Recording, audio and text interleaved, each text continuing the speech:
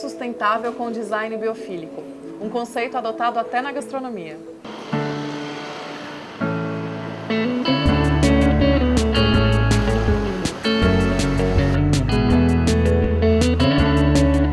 A gente começou a primeira reforma em 2012 e a proposta era que, a partir do cliente, ele queria que o ambiente refletisse as preocupações ambientais que ele já tinha com a gastronomia dele. A comida ela é feita com ingredientes orgânicos, né, que promove o planeta, que promove saúde, que está ligado a aspectos sociais. Mas a gente trabalha com aproveitamento integral do alimento, dos talos, cascas, sementes e ramas. A gente tem uma colmeia de abelha nativa que promove a polinização do entorno, que resgata a própria abelha nativa que está em extinção e que ela precisa existir para polinizar espécies brasileiras. Plantas alimentícias não convencionais, que a gente sabe hoje que é uma forma de nutrir e com brasilidade. E as próprias embalagens, como ela é recebida. Então, assim, eu aboli o isopor, eu tento minimizar esses impactos. Então, falar direto com o fornecedor, falar, olha, não me entrega mais em caixa de isopor, mas entrega numa caixa de papelão, entrega tudo misturado, tudo solto. A gente vai minimizando todos esses impactos, né? Aqui a gente fez um bem bolado, um pouquinho de cada. Na demolição, nós reutilizamos o resíduo da obra de paredes que foram demolidas para recompor uma área que antes era uma rampa e virou o aumento da varanda. Tinha uma das paredes que tinha um papel de parede e para economizar em obra e até tempo de obra, a gente não tirou completamente esse papel de parede e nós tentamos fazer uma espécie de uma textura em cima dele e ficou até uma parede com um certo relevo. E na questão energética, todas as luminárias, a gente tentou fazer algumas estratégias de iluminação de baixa voltagem e de baixo consumo.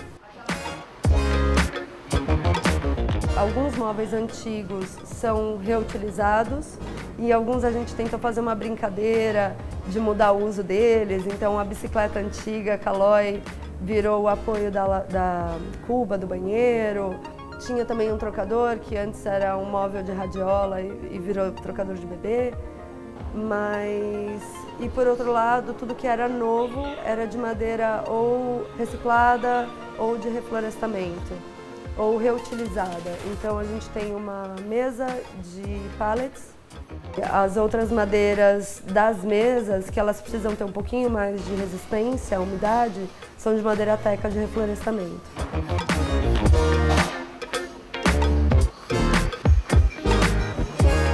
O mais importante era trabalhar com plantas nativas. Isso também é uma das premissas de um projeto sustentável, porque a planta nativa ela vai se adaptar muito mais facilmente ao clima do local, né? Então exigindo menos água para irrigação. A gente tem usado com ótimos resultados essa tinta à base de terra, que é uma tinta mineral.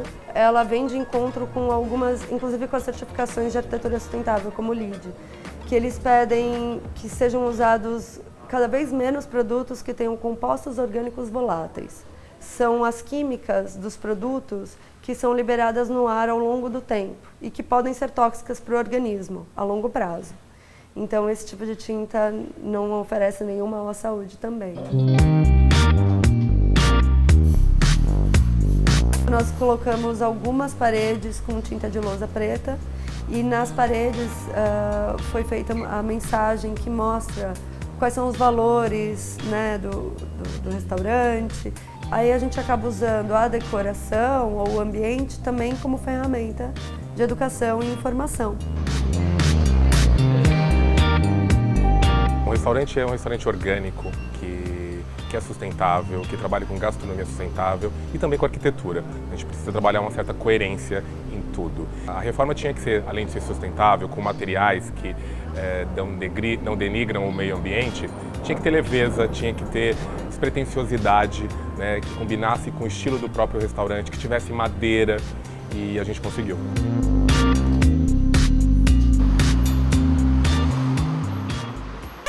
O design biofílico é aplicado em espaços de trabalho e analisa a conexão das pessoas com a natureza. Essa técnica pode resultar em até 470 milhões de dólares em ganhos em produtividade para a empresa.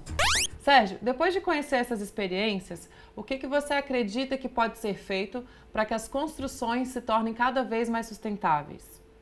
Carol, o Brasil já é o 4º país no mundo em número de edificações consideradas verdes e sustentáveis, mas isso ainda está restrito principalmente às novas edificações e a projetos diferenciados dentro do nosso tecido urbano. Eu acho que nós precisamos democratizar esses conceitos da arquitetura sustentável para que ela esteja presente na construção ou na reforma de uma casa, ou mesmo na revitalização e utilização de estruturas e edificações existentes. Precisamos ter uma cidade mais voltada para as pessoas. Isso envolve uma mudança completa em relação ao planejamento e à gestão das nossas cidades. As pessoas precisam estar presentes em todos esses processos e precisamos ter cidades mais generosas, mais sustentáveis e, em última instância, edificações que promovam o desenvolvimento sustentável da nossa sociedade. Muito obrigada, Sérgio.